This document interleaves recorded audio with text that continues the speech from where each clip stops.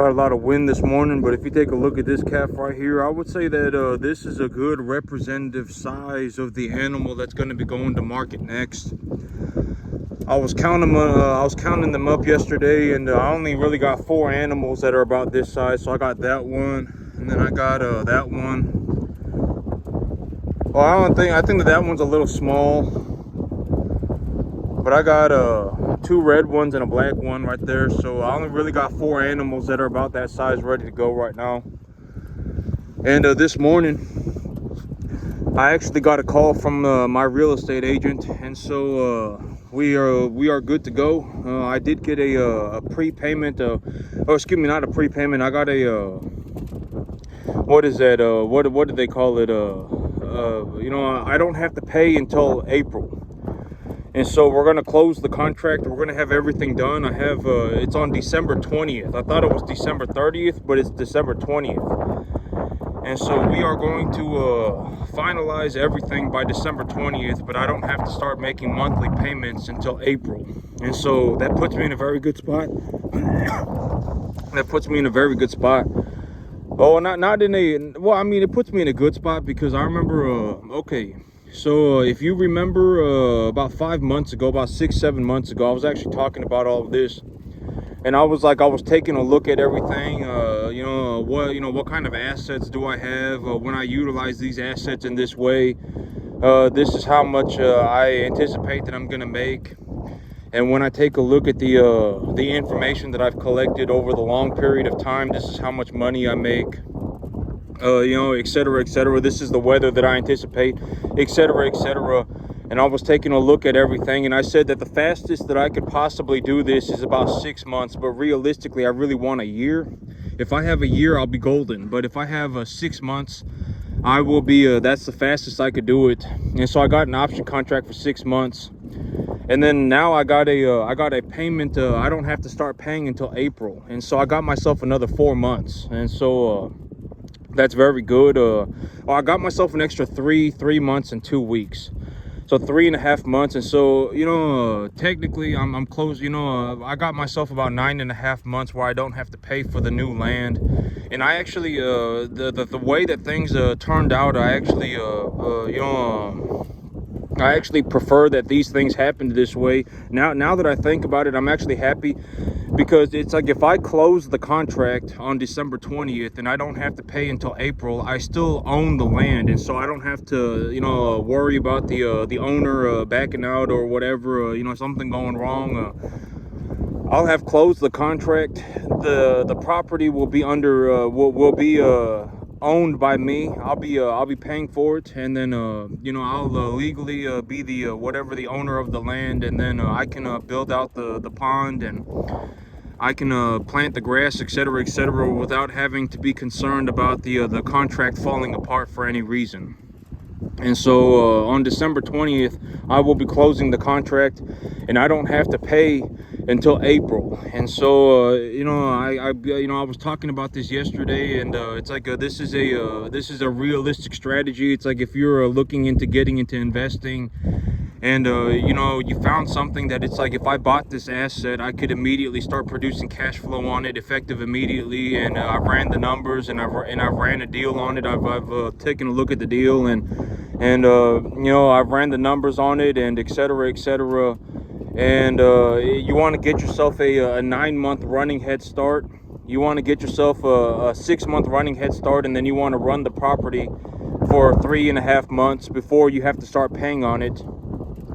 Then you can collect the money that the property is producing, and you can hold on to that money, right? I mean, I always say that you have to learn to not be an idiot, because it's like if you have an extra 40 grand in your bank account, let's say that you have an extra 30 grand in your bank account, and you go and buy yourself a new car, or you go and you whatever, right? I mean, you YOLO the money, then effectively you're right back at square one. You're right back at square one. And so I've always said that the thing about money is that to realistically make money, the last step in making money is to learn to not be an idiot. If it's like, if you have 30 grand in your bank account, and oh my God, it's time to YOLO, and I'm going to go and buy myself a nicer car, and I'm going to improve my living standards, or whatever it may be, then all your money is gone, and you're effectively back to square one. And so, the whole thing about me is that when I utilize money, and I've always said that I'm not like a saint. I'm not a saint, right? I'm not some. I don't think anybody's a good person. If you really had an honest conversation with God, I mean, it's nobody's a good person, right? It's more important that that every individual, in my perspective, it's more important that everybody finds their peace with God than it is like, oh my God, be some altruistic sinner, a bad person that believes that they're a good person, and all these massive problems, right? And so, you know, I got these things worked out. I got myself I don't have to pay until April. I'm closing the contract on December 20th. And as soon as I close the contract, I'm going to be over there really working on that field to get everything ready. And then I'm gonna start taking animals over there so I can start cash flowing that property. And when it comes to money, the thing about money, and when it comes to like me as an individual and my perspectives on money, I've always said that God is always number one. Okay, selling your soul to the devil to make money is not a good idea. It doesn't ever pan out. If you sell your soul to the devil to make money, it doesn't ever work out. All right, it's not a good idea. I would not suggest doing it. I mean, it's just not something that you want to do. It's not a and I've talked about, in terms of a perspective, what do I see when it comes to making money. And it's like, if you were gonna find your peace with God about an idea, and you were gonna take a look at it, and you said, I can go and do this, and I understand that whatever it is that that you've come to, right? I mean, this is not a perfect situation, but I believe that humanity, will find a better way in the future. And going backwards and having a genocide level of death, is not the answer, right? I mean, we're not. I mean, like, and so when I take a look at the things that I'm doing, like how much fertilizer do I use? What do I feed my animals? I want to make sure that my animals are pleasantly plump, right? I mean, they're pretty fat, and they're well taken care of. They get plenty to eat. And the environment, I don't destroy the environment. If anything, I improve my environment, and etc., right? I don't try and steal money from people. I fell out of heaven a 7, right? I mean, and then you come to all these you think about all these things, and I'm not saying I'm a saint. And then it's like, well, I've decided that I'm going to go and when I really take a look at money isn't really money isn't good, and it isn't bad, right? I mean, money's just an object. What you have are good people, and you have bad people. And when you actually think about the idea of money, I think that the idea of money is very good.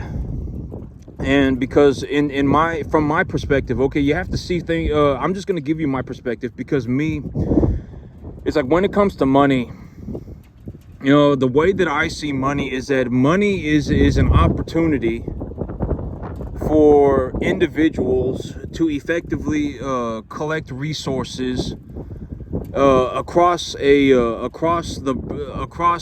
entire population. And so what you have is a realistic opportunity. Like, if you are an individual that's like, what, I'm gonna wake up and I'm gonna find my peace with God, and I'm gonna work 15 hours a day for the next 15 years of my life. I'm not gonna sell my soul to the devil. I'm just I'm gonna work on getting better every day.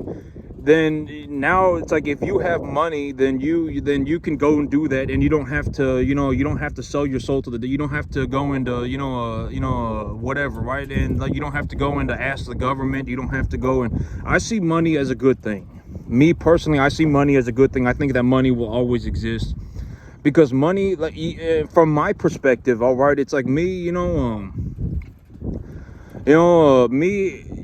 the thing that money did for me was that when I got to the level where I was effectively so good at farming that I was one of the best in the world, and I got to make money, I effectively got to do what I do. I effectively got to go and buy myself a farm, right? I mean, I got to go and buy myself my equipment. I didn't go and sell my soul to the devil, right? I didn't go and go buddy pow pows with the government and steal money from people. I didn't do that, right? I mean, and it's like, when I give my perspective on money, I see money as a good thing, all right, because money, it gives everybody an opportunity. And I've already talked about this in terms of reality. Money. The thing about money is that it's kind of a complicated subject, and the more that I digest the idea, the better I will be able to clarify what I think about money. But the money, one of the things that I have seen about money is that oftentimes when you have somebody who is having money problems, they're not actually having money problems. They're having some other issue, and that issue is manifesting itself as a money problem. All right, and because it's not money. It's a kind of a complicated subject. All right, it's kind of complicated. It's very complicated, and the more that I digest the idea, the more I will be able to clarify the what I'm talking about and what I'm thinking. And so I'll digest this idea a little bit more. But the big idea for money for me is that it gives everybody an equal opportunity, right? I've talked about this in terms of money. What is money to me? What is business? In terms of money, money is the same for me as it is for anybody else. All right, the dollar bill, the dollar that I make is the same dollar that anybody else makes. And it is just as hard for me to make money in the top 0.0000001% as it is for anybody else. All right, it's just as hard for me as it is for anybody else. And so the thing about money is that there is no shortcut. I mean, and I talked about this in terms of farming. Like if you were actually going to go and do this, I mean, I have not actually seen anybody, and I have not seen anybody that can even do 10%. All right, I have not seen anybody that can even do 10%. I mean, I'm effectively out here by myself, right? I don't have people running around helping me. I grow my own grass. I run my own cattle. I source my own cattle. I do my business. I run my business. I do my business planning by myself. I effectively do all of these things by myself, and that's what it took for me to get to the top 0.00001, the top 0.00001%. If you take a look at the things that I did, and the thing about this is that that's legitimately what it took. And so I give you my perspective, and I'm gonna digest this idea about money a little bit more. But the thing about money is that, et cetera, right? I mean, money's not good and evil. People are good and evil. There are people who legitimately sell their souls to the devil. There are people who, find their peace with God, right? I mean, you got to understand that people are good and evil. I'm not even going to say people, God decides that, right? I mean, God decides who's, God decides. But I mean, at the end of the day, you can make choices. And when you make your choices, you don't want to be selling your soul to the devil. All right. I mean, find somebody, and I've always talked about this, but in terms of a broader reality for humanity, almost everything, granted that you're not trying to do something that's like on the pinnacle of science, like you're not on the cutting edge of science, on like the pinnacle of all that is, right, in terms of human intelligence. Whatever it is that you're looking to do, someone's already done it, and they've already figured it out.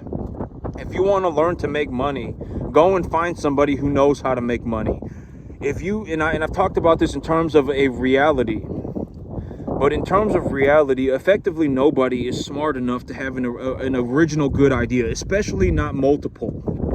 Effectively nobody. And so it's like, if you want to learn how to do something, you need to find somebody who knows how to do it, and then figure out what they're doing.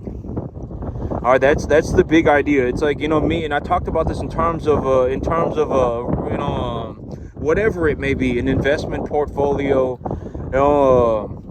the idea of running cattle, finding cattle, budgeting for cattle. How much am I going to pay for these cattle? What do I think that the animals are going to eat? When I grow my crops, how much fertilizer do I want to use? Et cetera, et cetera. All of these things, I did not come up with this stuff on my own. I read books from well-qualified individuals. I did collect my own information.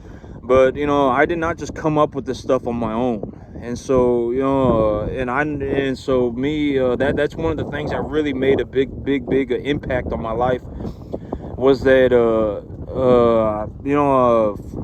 me, I when I went and I read and I looked at books, and I was reading books, I really gravitated towards reading scientific papers.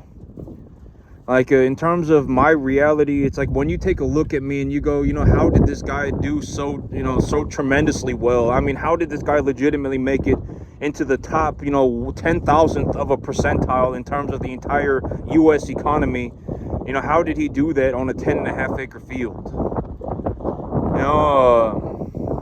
And when I take a look at my life, and I actually look at it through an objective lens, one of the things that made the biggest impact on my life was that when I collected information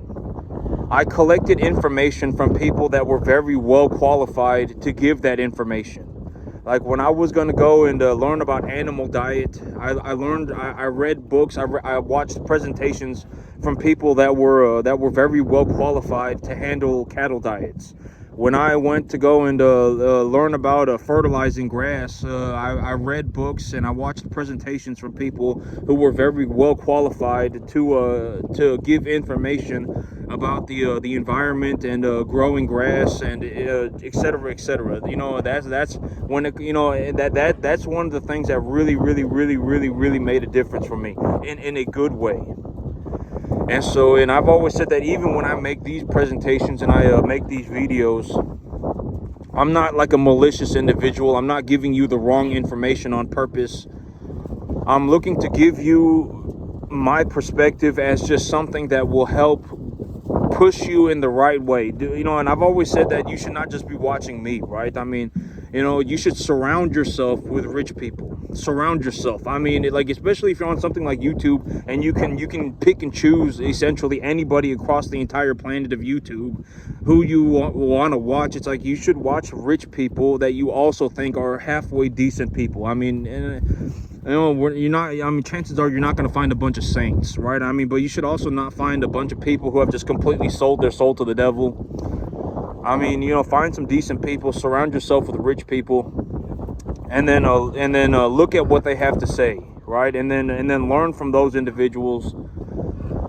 When you watch me and you're taking a look at things that I do, in terms of a reality, this is a borderline 0% chance of success. I mean, if I may effectively be one of 5 or 10 people on the entire planet, that can do something like this. It may be like 10 people. In terms of, like, if I was put on a field, and actually my new ranch is a very good example of this. My new ranch, when I first got here, this field was not a field of grass.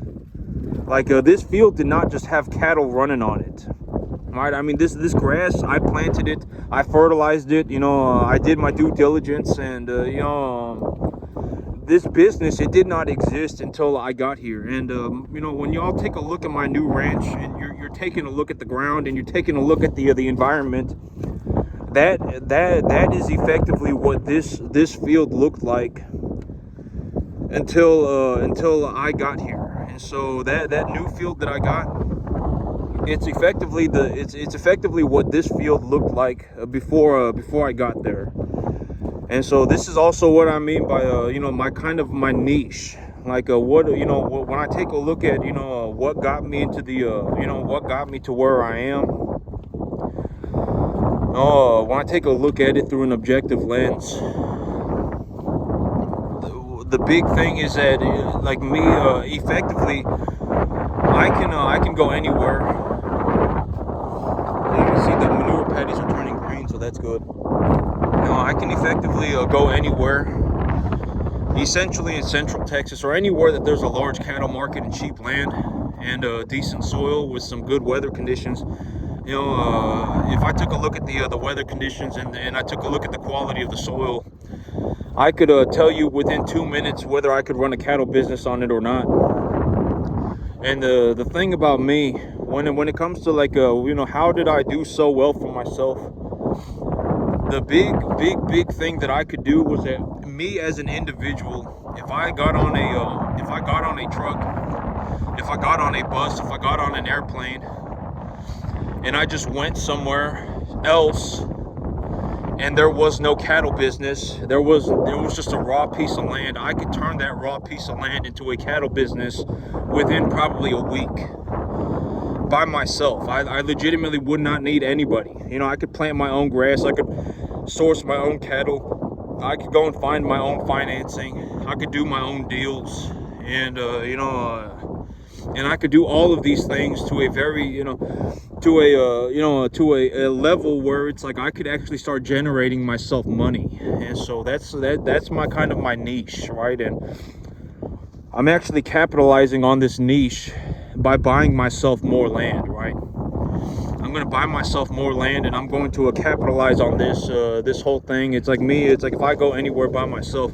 I can essentially just get it done. So the cattle are out on the grass. The grass looks good. The animals aren't bloating or having massive diarrhea or anything. And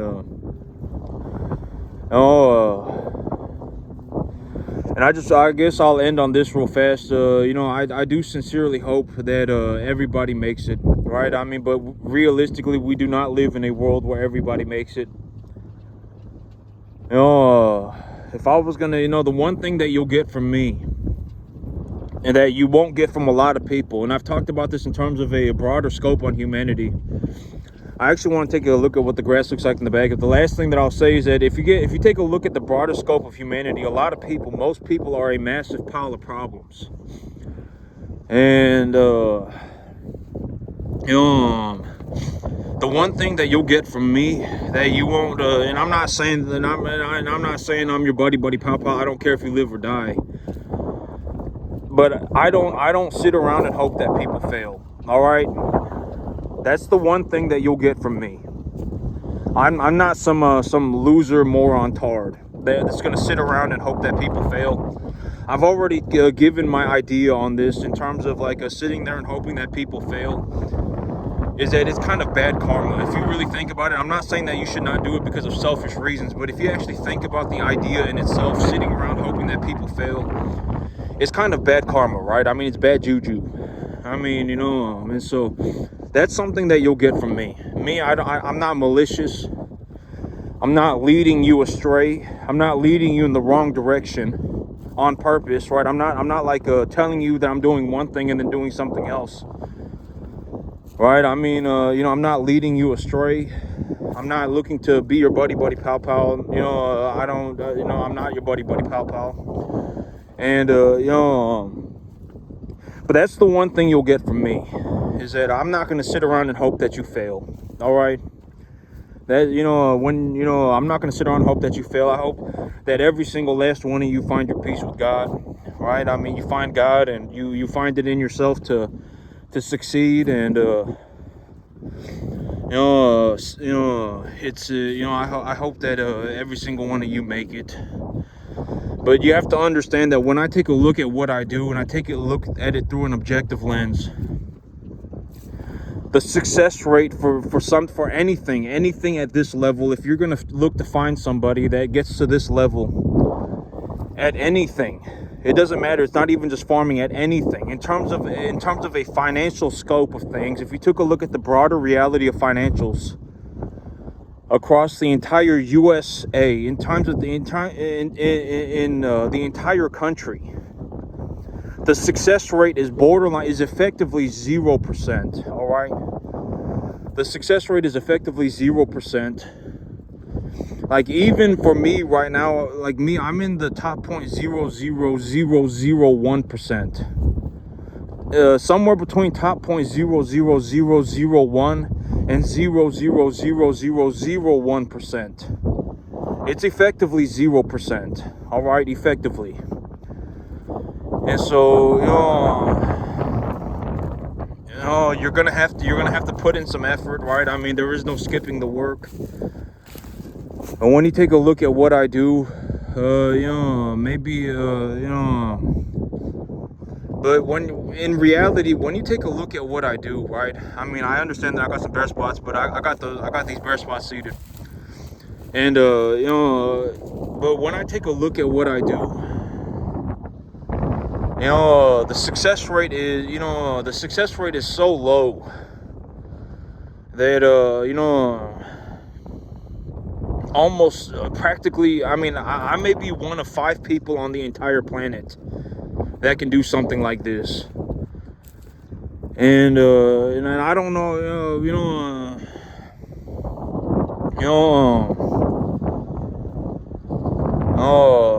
I don't know how else to put that. And I'm not looking to make myself feel bad. Actually, in terms of me, I don't feel any sort of way about this. I don't feel good about it. I don't feel bad about it.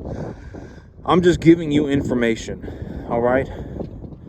In terms of a numerical percentage, the chances of anybody accomplishing something like this is borderline 0%. Borderline 0. All right, and so, and if anything, and in terms of money, and I talked about it, in terms of money, you don't need to make money in the top 0.00001% to effectively be wealthy, right? I mean, you don't need to. It's not a requirement. You don't have to be generating money in the top 0.00001% of the U.S. economy to be wealthy. You don't have to. Effectively, and I've talked about this in terms of a big idea. If you start generating about $10,000 a month, $10,000 to $12,000 a month, that's your take-home pay. And you invest about 30-40% of your money. So you live on about 70 grand a year. You live on about 75 grand a year. And then you invest about 50 grand. And when you invest that 50 grand, you get a return, right? And you buy something that is equitable. And so it's like if you really wanted your money back from your investment, then you could just sell your investment, because you purchased an equitable investment. The idea of equity is that you have something that is worth money, but it's not money. So if you purchase equitable investments that give you a positive return, and if you really want to take it to a high level, you're looking for an equitable investment that produces a positive return that you can knowledgeably appreciate yourself. And you do that with 40% of your money. After about a year or two, you effectively generate so much money, you can do whatever you want on the entire planet. Short of buying a yacht, right? Short of buying a private jet, short of gambling, short of, 15 girlfriends, short of being an idiot, you can effectively do anything on the entire planet, right? Anything. And so, you don't need to make $10 million a year to be rich. Effectively, once you start making $10,000 or $12,000 a month, that's your take-home pay, and you invest about 30-40% of it. You live on about 60-70% of it, and you do that for 3 or 4 years. You purchase good investments. You don't buy damaged investments. You buy good investments, equitable investments that also produce a positive return. And once you do that for about 3 or 4 years, you can effectively buy anything on the entire planet. Anything. Like me, I can effectively do anything that I want. Anything. And within about 3 or 4 months, I'll probably end up buying myself a new truck. All right, I think it's about time for me to buy myself a new truck. And et cetera, all right. And so, but the grass back here looks very good. I mean, take a look at it. I got these empty spots filled in, and I think that the grass is going to start germinating in about 3 days.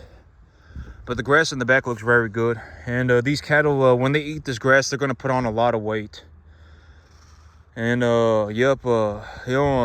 me, in terms of me as a farmer, I make so much money farming that I can effectively do anything that I want. When you take a look at me, and you have to understand that there are a lot of farmers on the planet. And but me, when it comes to farming, I effectively make so much money that I can do anything that I want. It's like if I want money, I just farm, right? I mean, if I want to make more money, I'll just farm more. And when I farm, I effectively make so much money that I can do anything on the entire planet. So, and I don't know how else to put that than to just give you the information. I remember it was kind of hard for me to deal with it when I first, when I first took a look at it. And like me right now, excuse me, I had a big old snot rocket. Like me right now, I've got this property finished under contract. I've got it under contract. I'm going to close the deal on December 20th, and I won't be paying on it until monthly payments. I won't be paying until April, and so effectively, as of right now, I am just going to be collecting as much money as I can, and and you're gonna get to see that my money goes vertical. You're gonna see that effectively that my money is gonna go vertical. I'm not. It's not a guarantee. I've always said that there is no guarantee, right? But when I take a look at everything and I actually take a look at it for what it is, and it's like, I got this new field. I've taken a look at it. I've taken a good hard look at it. I can grow grass on it, and et cetera, et cetera. I am going to start making a massive amount of money. All right, and I'm gonna get in. And before I get started, I guess before I get started on this next portion of my farming career, because I'm effectively gonna make so much money farming that it's gonna be mind-boggling. All right, and I just want, I don't know, but I've made my peace about it. I made my peace with God about it. I didn't sell my soul to the devil. I didn't steal money, and I didn't do, nothing like that. And so,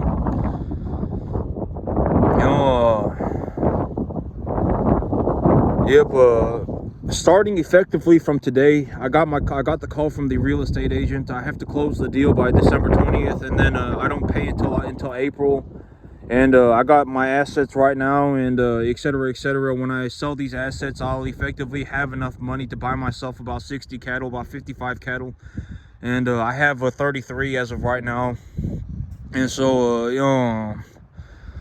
as of right now, I am going to be generating an unheard of amount of money from my life. In terms of the amount of money that I have made in the farming business as of today, the amount of money that I will be generating from this point forward will go vertical. And